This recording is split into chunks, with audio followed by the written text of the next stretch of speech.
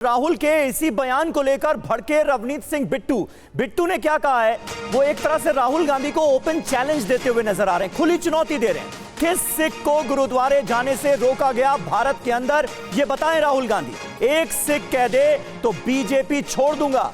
राहुल गांधी की चिंगारी भड़काने की ये कोशिश है, ये कहा है रवनीत सिंह बिट्टू। इस बार तो सबसे बुरी बात जो सिखों को बांटने की कोशिश की है, जो कहा है यहाँ पे कितने सिख खड़े हैं और मैं अभी गुरुद्वारा जा रहा हूँ, मैंने चैलेंज किया ओपन में स्टेज पे बोल के भी कोई सिख यहाँ पे जो खड़ा है किसी पार्टी से जुड़े नहीं है, कोई सिख यहाँ पे बोल पे भागलपुर में भी मुझे किसी ने बोला भी आप कड़ा नहीं डाल सकते, किसी ने कहा वो पगड़ी नहीं डाल सकते, किसने कहा वो गुरुद्वारे नहीं जा सकते। एक सिख यहाँ पे खड़ा होके कह दे मैं बीजेपी अभी छोड़ दूंगा। इतना मतलब चिंगारी लगाने के लिए पहले मुसलमानों की कोशिश की, उनको यूज करने की, अब नहीं हुआ। अब बिल्कुल बॉर्डर पे सिख है भाई, देश की रक्षा वो करते हैं, उनको साबोटाज करने की कोशिश की है। तो केंद्रीय रेल राज्य मंत्री रवनीत सिंह बिट्टू का बयान आपने सुना राहुल गांधी को लेकर जो उनकी तरफ से कहा गया, लेकिन राहुल गांधी ने इससे पहले सिखों को लेकर क्या बयान दिया था वो भी आपके लिए सुन लेना जरूरी है। Fight is not about politics. That is superficial. The fight is about whether he, as a Sikh, is going to be allowed to wear his turban in India. Or he, as a Sikh, is going to be allowed to wear a kada in India. Or he, as a Sikh, is going to be able to go to Gurdwara. That's what the fight is about. And not just for him.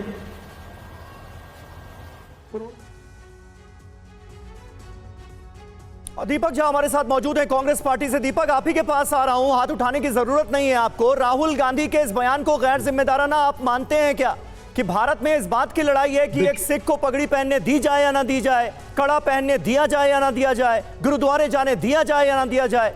जिस सिख पत्रकार से उन्होंने ये बातें कही, जिसका नाम लेकर, वो खुद कह रहा है कि राहुल गांधी का बयान सरासर गलत है।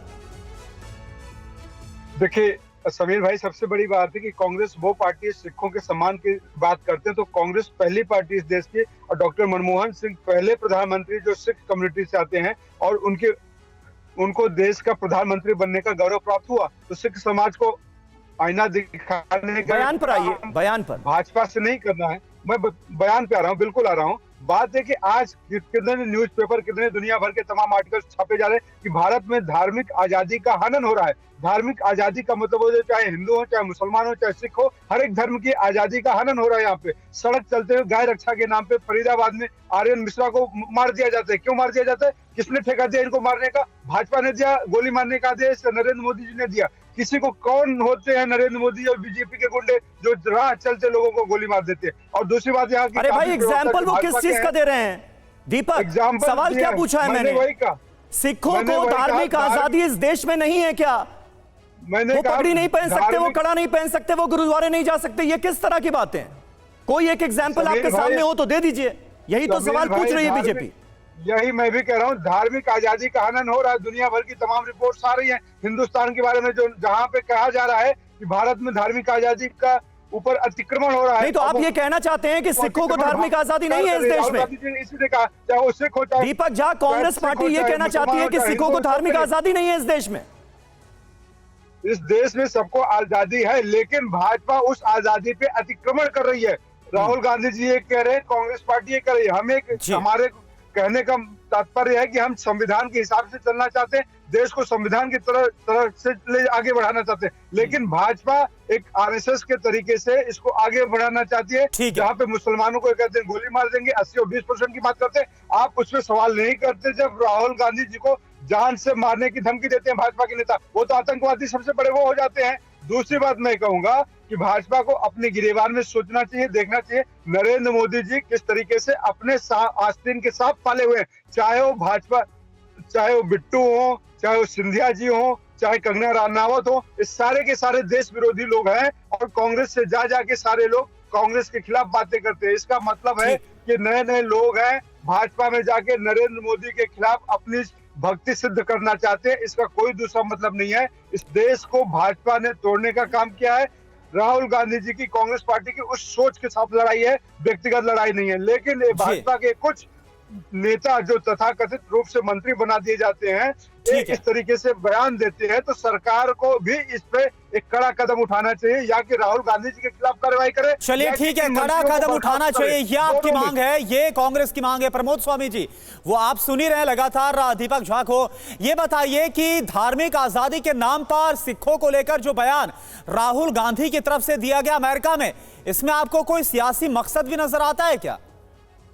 नहीं, देखिए, आपने प्रश्न किया और बिट्टू जी ने भी यही प्रश्न किया कि क्या भारत में सिखों को कड़ा पहनने की, पगड़ी पहनने की, गुरुद्वारा जाने की इजाजत है या नहीं है।